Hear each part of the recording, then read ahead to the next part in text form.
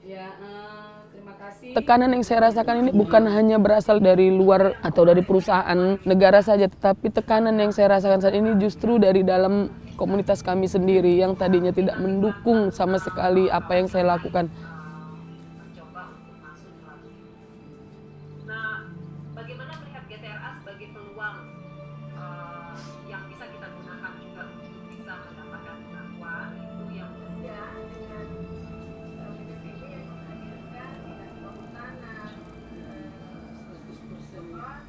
dan biro hukum, komisi, semua tidak ada lagi persoalan terakhir ini kita. Kami mulai menyadari setelah kami merasa kami butuh ruang untuk bagaimana kami bisa berdiskusi. Ternyata posisi kami untuk mengambil ruang untuk dalam pengambilan keputusan di organisasi ini kami rasa kami juga penting dilibatkan.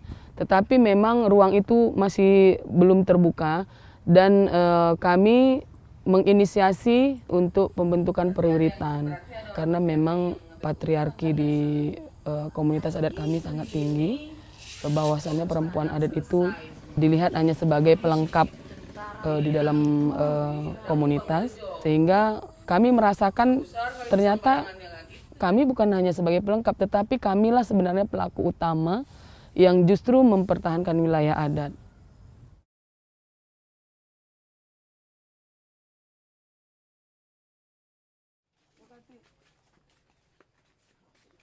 Saya makin menyadari posisi perempuan itu ternyata penting di wilayah adatnya gitu dalam pengambilan keputusan, karena selama ini memang kita kan dikebelakangkan gitu hanya sebagai menyiapkan makanan, menyiapkan minuman. Kita tidak boleh masuk di dalam ruang-ruang pengambilan keputusan. Nah, di situ saya mulai mendobrak kawan-kawan di seluruh komunitas masyarakat adat penunggu.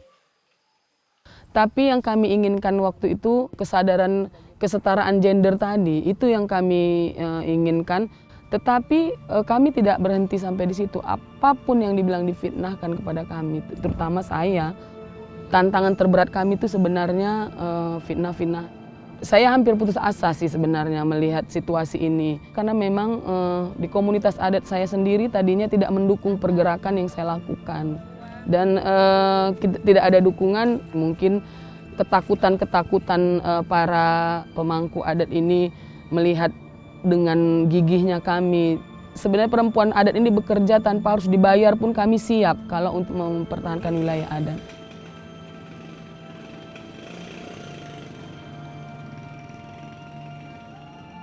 Alhamdulillah di Kampung Menteng ini melalui kerja-kerja perempuan adat di sini kita bisa menunjukkan ini loh, sebenarnya ini yang harus dilakukan masyarakat adat untuk kampung supaya bagaimana kita bisa diakui, bagaimana kita bisa lebih berkembang, bagaimana kita bisa dilihat. Nah, itu yang sebenarnya menjadi acuan bagi masyarakat adat di sini.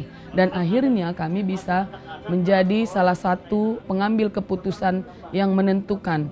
Dan memang jelas melalui kelompok bersharing ini juga kami yang menginisiasi bagaimana bapak-bapak ini juga bisa berproduktif dengan mengelola wilayah tanah adat. Nah, kami mengajak bapak-bapak, ayo gimana kita bisa bekerja sama.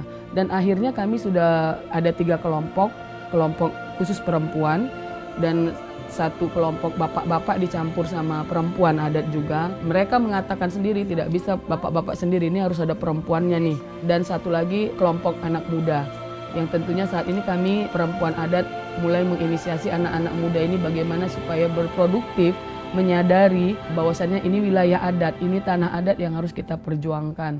Itu yang kami lakukan sampai hari ini.